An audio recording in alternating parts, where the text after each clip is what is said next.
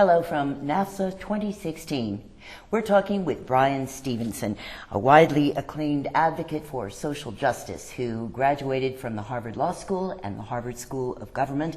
He is a professor of clinical law at the New York University School of Law, and perhaps most importantly, he is the founder and executive director of the Equal Justice Initiative out of Montgomery, Alabama. The initiative is dedicated to providing legal representation to indigent defendants and prisoners who have been denied fair and just treatment under the law. The initiative also works with communities that have been marginalized by poverty and discouraged by unequal treatment. And it is a great pleasure to be able to talk with you, Mr. Stevenson. Well, thank you very much. I'm wondering where you got started on this in the first place. Maybe even as far back as what made you go to law school. Yeah, well, I grew up in a poor rural community where black kids could not go to the public schools. I actually started my education in a racially segregated colored school. And lawyers came into our community and made them open up the public schools. And that was my first consciousness about a lawyer. And I went to high school, I went to college, I had a great time in college, majoring in philosophy, and it was really at the end of my college years that I began to think about what I needed to do to stay in school, because I really wanted to just stay in school, and I learned quickly that nobody would pay me to philosophize when I graduated. And it's still good for the soul. It is very good for the soul, not the pocket so much. But I kept looking to find ways to get into school. And in graduate programs, you actually have to know something about the subject that you're doing graduate study, which was pretty intimidating. And that's really how I found law school. It was really clear to me you don't need to know anything to go to law school. So I signed up for that and found myself at Harvard Law School, where I was actually deeply disillusioned because I went there interested in racial equality, poverty and social injustice, and it didn't really seem like anybody was talking about race or poverty or social injustice. I went to the School of Government, spent a year there, had a similar experience, and then I took a course that required me to spend a month with a human rights organization providing direct services. And I went to Georgia to work with this group that provided legal aid to death row prisoners, and that's where everything changed for me. I met a community of lawyers that were deeply engaged by the work they were doing. But more than that, they sent me to death row to meet a man they hadn't had time to meet, to just explain to him that he wasn't at risk of execution. And this man was the first condemned prisoner I'd ever met. He was burdened with chains when I met him. He had handcuffs on, a chain around his waist, shackles on his ankles. And when he walked into the room, I was so nervous that I had to explain to him I was just a law student. But then I told him that he was not at risk of execution anytime in the next year. And when I told him that, he was so moved. He said, wait, say that again. And I said it again, and he said, wait, say it again. I said, you're not at risk of execution anytime in the next year. And that's when this man grabbed my hands and said, you're the first person I've met in the 2 years I've been on death row who's not a death row prisoner or a death row guard. He said, I haven't let my wife and kids come and visit because I was afraid I'd have an execution date. He said, now because of you, I'm going to see my wife and my kids. And that experience was powerful for me. This man I met people literally dying for legal assistance. And we just talked and stayed way longer than I was supposed to stay. And the guards got angry and came into the room to kind of force the man out because I'd stayed past the time. And they put the chains back on his wrists and across his waist and on his ankles, and they were pushing him roughly. And the man kept saying to me, Bryan, don't worry about this, just come back, because I was very upset by how they were treating him. Yes. And just before they pushed this man out the room, he planted his feet. He looked at me and he said, Bryan, don't worry about this, just come back. And then he did something I've never forgotten. He stood there, he closed his eyes, he threw his head back, and then he started to sing. And he started singing this hymn. He started singing, I'm pressing on the upward way. New heights I'm gaining every day, still praying as I'm onward bound. And then he said, Lord, plant my feet on higher ground. And everybody stopped. The guards recovered and started pushing him down the hallway, and you could hear the chains clanging, but you could still hear this man singing about higher ground, and that just changed me. All of a sudden, I knew I wanted to help condemned people get to higher ground, but more than that, I knew that my journey to higher ground was tied to his journey, and he radicalized my interest in the law. I went back to Harvard. You couldn't get me out of the law school library. I needed to know everything about due process and proceduralism and constitutional law and criminal law. And that's when this journey began. I graduated, went back and have been representing condemned prisoners for the last 31 years. That's a remarkable story, and that gets to what you talk about frequently, about proximity, isn't it? Being right there with someone who needs that kind of help. Yes. I don't think we can solve the most pressing problems in our society until we get closer to the problems. We have too many policymakers trying to solve problems from a distance.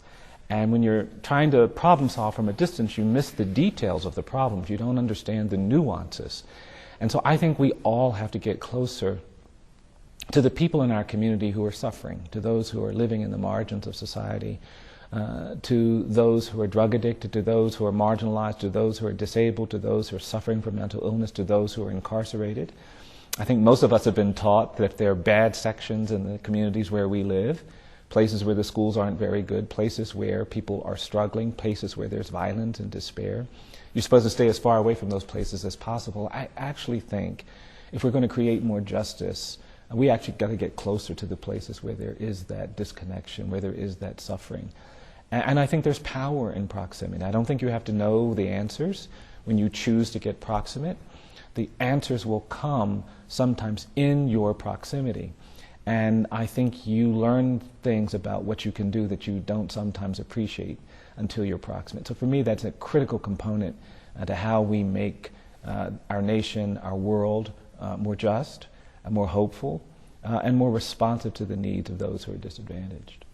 So it really is a matter of knowing those people and looking them in the eye and realizing you're talking to an individual. Well, I think it's that, and understanding the context that give rise to some of the problems. Most people have no idea what it's like to be born into a violent family, to live in a violent neighborhood, to go to a violent school, to be traumatized by the time you're 5, to have all of this cortisol and adrenaline coursing through your brain because you have a trauma disorder, by all of the violence and despair, to never be protected. And because we don't understand that, we're ready to condemn children who react violently after years of menace and targeting, when in fact we should see these reactions as evidence of a greater need for help. I think if you've been traumatized living in violence and despair for 8 years and someone gives you a drug to make you feel better for a few hours, it's not irrational to say, I want that drug. If you're being threatened all the time by your family, by your community, by your neighborhood, by your school, it's not irrational to say, I'm going to join this gang because they said they can protect me. And it's that context that you begin to understand when you're proximate that changes your view. You begin to see that drug addiction and drug dependency isn't a crime issue, it's really a health issue. And if we orient that way, we have different solutions to those problems. You begin to recognize how incredible people and how hard people are striving to overcome difficulties by getting knocked down. And I think those kinds of discoveries change your perspective and your ability to change the world. As the person who is trying to get proximate, that's going to be uncomfortable sometimes. Unquestionably, and I don't think we can do the things that I believe that are necessary unless we're willing to get uncomfortable. I don't think we've ever seen oppression and I don't think we've ever seen inequality overcome or injustice overcome when people chose only to do what's convenient and comfortable. I think to change the world, to create more justice, to create more progress, to even be innovative, you've got to be willing to do uncomfortable things. And that's not true just for our elites and our leaders and our elected officials and our teachers. I think it's true for everyone. The best rewards, the most meaningful developments in our lives come when we put ourselves in difficult positions and strive hard to see something beautiful, transformative. And I don't think there's any way we can create more quality, more fairness, more opportunity in any society unless we're willing to sometimes be uncomfortable. Is it still uncomfortable for you, looking back to that very first time with the death row prisoner? It is. I mean, we have constant challenges. Just a couple of weeks ago, I had a client facing execution, and we were trying really hard to get a stay of execution. And wonderfully, we got a stay at about 11 in the morning, but we were on pins and needles for the next 10 hours while the United States Supreme Court was deciding whether to vacate that stay and let the man be executed or not. And it's incredibly stressful, it's incredibly overwhelming. I still represent children who are 13 and 14 years of age who've been sentenced to die in prison.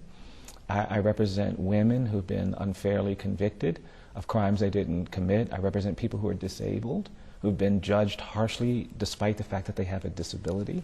I still see enormous racial bias and discrimination. And all of these things are painful to witness. They're disruptive. They are uncomfortable. But as a child growing up, I was a musician in a church. And I'd play for the testimonial services, and these people would come in, they'd give these heartbreaking testimonies about the difficulties they had endured that week, and they'd always end their testimonies by saying something like, "But I wouldn't take nothing for my journey now." And despite these challenges, despite the difficulties that I've seen, I feel the same way. I wouldn't take nothing for my journey now. I'm very excited about the possibility of making our Eighth Amendment, which prohibits cruel and unusual punishment, come to life for people who have been unfairly condemned and sentenced and marginalized. I'm very excited about the possibility of changing the narrative about race in this country. We're still not free in America. I think we're burdened by our history of racial inequality, and we're doing some work to try to change that. We want to put markers at slave sites. We want to put markers at every lynching site in America. We want to begin to engage the country in more honest discourse about our history of racial inequality. And I'm excited about that, even though there's no question to get where I'm trying to go, to get where I think we all need to go, we're going to have to climb up the rough side of the mountain. Why is it that in 2016 we are still struggling with race? I think you have said that we really need truth and reconciliation, as they had in South Africa, to come to terms with the injustices.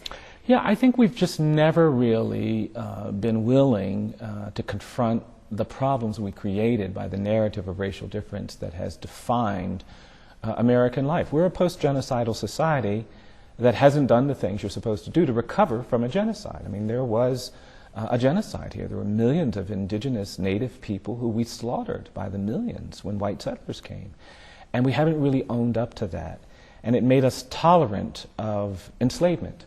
For centuries, we enslaved people, and our slavery was particularly horrific because I don't think the great evil of American slavery was involuntary servitude or forced labor. I think the great evil of American slavery was the narrative of racial difference we created to legitimate it. We made up this ideology of white supremacy to feel better about what we were doing to people who were black. And that legacy is something we've never confronted. If you read the 13th Amendment, it talks about involuntary servitude and forced labor, but it doesn't talk about the narrative of racial difference. And for that reason, I don't think slavery ended. I think it evolved.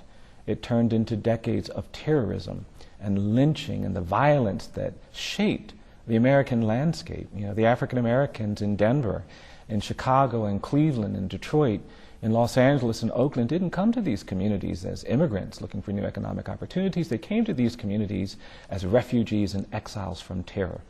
And we haven't talked about that. We haven't really talked about the burden that segregation created. My parents were humiliated every day of their lives. When they saw those signs that said white and colored, they weren't directions, they were assaults. And instead of dealing with these assaults, we tried to play it off. And now there is a presumption of dangerousness and guilt that follows black and brown people. I think it has corrupted our ability to talk fairly about issues like immigration, issues like religious difference, issues like gender difference. And that narrative has got to be confronted. It's a sort of smog that we are all breathing. And until we engage in the kind of change in behavior and emphasis that we've seen in the climate context, in the race context, we're not going to get where we're trying to go. And I do think we need truth and reconciliation. Other countries have done much better. If you go to Germany, Berlin, you can't go 100 meters without seeing markers that have been placed at the homes of Jewish families that were abducted during the Holocaust. Most Germans want you to go to Auschwitz or Birkenau and reflect soberly on the history of the Holocaust. In this country, we do the opposite. We don't talk about slavery. We don't talk about lynching. We don't talk about segregation. We don't even have spaces in America that deal honestly with this history. And because of that, we are still burdened by that history. We do a lot of things great in America. We do pride great, we do victory great, we do celebration great, we do achievement great. We don't do shame very well. We don't do mistakes very well. And that means that we're going to continue to be mired in this legacy that creates us from really trying to be free, being free, until we change things. And that's why we have to do more to confront this history. Let's talk about mass incarceration. The figures are really very startling in terms of the way the incarcerated population has grown over 40 years. Yeah, it's been phenomenal. I mean, it's just been extraordinary to see this increase. We went from 300,000 people in jails and prisons in 1972 to 2.3 million people in jails and prisons today. America is now the most punitive society in the world. Some people think it's the most punitive society in the history of the world. We have the highest rate of incarceration, 6 million people on probation or parole, 70 million people with criminal arrests, which means that when they try to get a job or get a loan, they are disfavored. A huge impact on poor communities, communities of color, women. The percentage of women going to prison has increased 640% in the last 20 years. The Bureau of Justice now predicts that 1 in 3 black male babies born in America is expected to go to jail or prison during his lifetime. 1 in 3? 1 in 3. That wasn't true in the 20th century or the 19th century. It's become true in the 21st century, and we're largely indifferent to that statistic. That statistic came out about 10 years ago, and it didn't create a crisis. It didn't create political discourse. It was largely just kind of digested. And I think that's the real threat that mass incarceration has created. It's costing a lot of money. We went from about $6 billion in spending on jails and prisons in 1980 to $80 billion last year. It's disrupting our ability to fund education and health and human services and other basic services. So I do think it's got to end. And fortunately, we're seeing more politicians talk about the need for bringing down the prison population. But I'm ultimately persuaded that we're going to have to change the narrative that created it. I think mass incarceration was created by a narrative, a politics, if you will, of fear and anger. And those kinds of narratives, those fear and anger narratives of what has made it possible for us to tolerate some of the really extreme cruelty that I see on a regular basis. We've got 14 states with no minimum age for trying a child as an adult, which means that I've represented 9 and 10-year-old kids facing decades of adult incarceration. On any given day, there are 10,000 children housed in adult jails and prisons where we know they will be targeted for sexual assault and abuse. And we're going to have to confront this problem, which I think is a defining issue in our society today. Where do you start to attack it along the continuum? Is it education to begin with? I think education plays a huge role. I think we have to redefine some issues. I mean, I think there are things we could do pretty quickly to bring down the prison population. If we declared an end to this misguided war on drugs, we would quickly see a dramatic decrease in the number of people going to jails and prisons. We decided to treat drug addiction and drug dependency as a crime issue. We could have said that's a health issue, like we did with alcoholism. We understand that alcoholism is a disease. We would never think it's appropriate to put people in prison simply for being an alcoholic. But we did that for drug addiction. If we reverse that, like other countries, Portugal, so no, that's a health issue. We'd see tremendous progress in dealing with addiction and dependency, but we'd also see a tremendous reduction in the prison population. If we step back from mandatory sentencing, we did it so we could seem tough on crime, but it's very misguided. You know, putting somebody in prison for life for writing a bad check for $30 or for shoplifting or for some minor property crime, it may sound tough, but it's incredibly misguided. It's wasteful, it's destructive, and that could get thousands of people out of jails and prisons too. And then I think we have to correct. I think we have to actually talk about rehabilitation. We have to talk about, do we want to be a society that just throws people away, that reduces people to their worst act? I don't believe that any person is just their worst act. I think we're all more than the worst thing we've ever done. I think if somebody tells a lie, they're not just a liar. If they take something, they're not just a thief. I think even if they kill someone, they're not just a killer. And if we revive that commitment to human frailty, to human dignity, we can begin to end mass incarceration. And I think the entire society will benefit. How can students begin to understand some of these things better by studying abroad, really? Well, I do think that getting some perspective on what's been normalized in the United States can really have a profound impact. You know, I went to Sweden a year or so ago to give a lecture, and I was out on the streets. I was trying to stay awake so I could get adjusted to European time. And I saw a young mother with 3 children go up to a police officer, and she said something in Swedish. I didn't understand what she said. And I thought there was going to be some kind of incident or problem. But then it became clear to me this young mother went up to the police officer and said, I have to go into the store and get something. Watch my 3 small children. Oh, my. And the officer watched the kids. She went inside. She came back out 5 minutes later. She thanked the officer. The kids thanked the officer. He thanked the... And it was just an unbelievable thing. And I thought to myself, I would not see that in most urban communities in this country. And you begin to see things that change the way you think about what's possible. And you start imagining a police force that doesn't think of itself as warriors, but thinks of itself as guardians, who the community trusts enough to say, help me with my kids for a moment, help me manage this. And I think all of these things become possible. Rehabilitation is still the goal in a lot of countries. Most countries don't condemn people to die in prison because they understand that that's inconsistent with basic human values and dignity.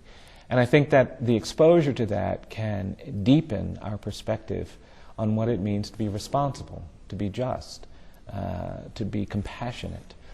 Similarly, we have strengths in this country that we can share with other societies. There are other societies that haven't made the progress we've made when it comes to political representation, or when it comes to religious freedom, or when it comes to gender issues, or whatever. And so we can learn, but we can also share. And I think that's the wonderful virtue of getting outside of our comfort zones, doing something uncomfortable, like going to a different place, and just situating yourself to learn, to study, to receive what that place can teach you about the world. So a student who might go elsewhere outside the United States and observe some of these things can come back and bring what to the table, do you think? Well, I think a global perspective that allows us to understand things that need to be changed in this country. You go to many parts of Europe where the idea of putting somebody in prison for 60 or 70 years for life is so foreign, they can't understand it. We still execute people in this country. And you go to other places where you just hear different conversations about some of these issues, our preoccupation with guns and the way it's fueled this unbelievably high rate of homicides. It doesn't have to be that way. And I think sometimes those perspectives can really make you ask harder questions. If you only see the things you've grown up with, if you only know the things that have been presented to you, you don't question the way you will question when you see something different, maybe something better. You are a MacArthur Fellow, and you were appointed to President Obama's Task Force on 21st Century Policing. Is that a body that is trying to move towards the idea of rehabilitation? It is. I think that we have had these terrible incidents in America where young men, particularly men of color, have been targeted, menaced, and threatened. There have been these horrific tragedies where people were killed. And I think a lot of it has to do with the culture of policing that needs to change. We do need police officers who are committed to protecting everyone, including people who are accused of crimes. And we've got to create better trust and legitimacy. We've got to create more accountability. There are 18,000 police departments in the United States. There's no overriding review or centralization or standards or norms.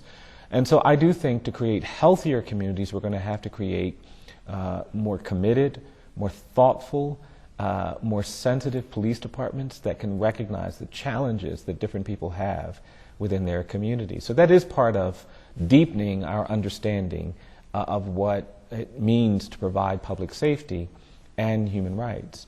And I'm excited about that because there are some really courageous and creative leaders in the police community that want to see change, that want trust and legitimacy. And there are community people who are equally committed to that. And if we create a forum where we can talk and move forward, I think we can see real progress. In the aftermath of several of these high-profile shootings of the last couple of years, which gave rise to the Black Lives Matter movement, it seems as though the Black Lives Matter movement and the police have somehow been styled as being against each other. And of course, there are people on either side of this who are quite willing to get into some kind of pitched battle with it. Is that the natural evolution of coming to a place of understanding? No, and I think it's actually a little unfair to characterize what a lot of people have done to characterize this is somehow some struggle over here versus, people of color in this country have been menaced and targeted by the police for decades. And they have been challenging police misconduct for decades. And that problem is not new, it's not different, it's long-standing, and until we create a different culture and a different commitment to protecting all citizens, that will continue. It's not just African Americans that suffer from police misconduct and violence. There are plenty of other communities that suffer as well. And so we've got a lot of work to do to create a culture of policing that is responsive to the needs of every person in the community. We've got to hire we need more police officers who have been trained in psychology and social work and sociology, who have high emotional IQ. We don't need people who are good with guns and fighting, unless we want our police officers out on the street shooting people and beating people up. If we want police officers to do something different, we're going to have to create a different kind of culture. And I don't think that's the responsibility of social activists. I think that's the responsibility of all of us. The theme here at NAFSA 2016 is building capacity. Mm-hmm. What does that mean to you? I think it means equipping ourselves to learn new things about problems that we thought we understood but really haven't fully understood. Deepening our awareness of the context that creates many of the problems, and then learning what we need to do to equip ourselves to deal with these new problems, these old problems in a new way. That's what building capacity means to me. It means changing the way we've tried to problem solve with more proximity, with more hopefulness, with a willingness to do uncomfortable things, and with an attention to getting at the narratives that have sustained some of the most vexing problems in our society. It seems that students, young people in general, of course, always have that great capacity for discovering something new and to being very charged up about it. Can anyone of any age build their capacity for being proximate? I'm absolutely persuaded of that. I had the great privilege of meeting Rosa Parks when I was a young lawyer, and I had this wonderful day where I got to spend a couple of hours on a porch in Montgomery listening to Rosa Parks and Johnny Carr, who was the architect of the Montgomery bus boycott, and Virginia Durr, an older white woman. They were all in their 80s, and they were talking about not what they had done, but what they were going to do. And there was so much hopefulness in their conversation, and it was so inspiring. And I just sat there for a couple of hours and took it in, and at one point, Ms. Parks turned to me and she said, "Now, Bryan, tell me what you're going to do." And I gave her my rap. I said, we're trying to do something about the death penalty and conditions of confinement and children prosecuted as adults and racial inequality and poverty. And when I finished, she looked at me and she said, She said, "That's going to make you tired." And Ms. Carr leaned forward and put her finger in my face and she said, "That's why you've got to be brave, brave, brave. There is no age limit on your capacity to change the world. There is no age limit on your capacity to make a difference." And the one thing I like saying to students is you should never think that your grades are a measure of your capacity to change the world. You shouldn't think that your income is a measure of your capacity to change the world. We change the world when we integrate the ideas in our mind with the conviction in our heart. And you just need to be tactical and strategic and informed and have passion, have beliefs, be willing to believe things you haven't seen. And there's no age requirement for that. Bryan Stevenson of the Equal Justice Initiative is one of the keynote speakers for NAFSA 2016. What a great pleasure to meet you, sir. Thank you very much. Thank you.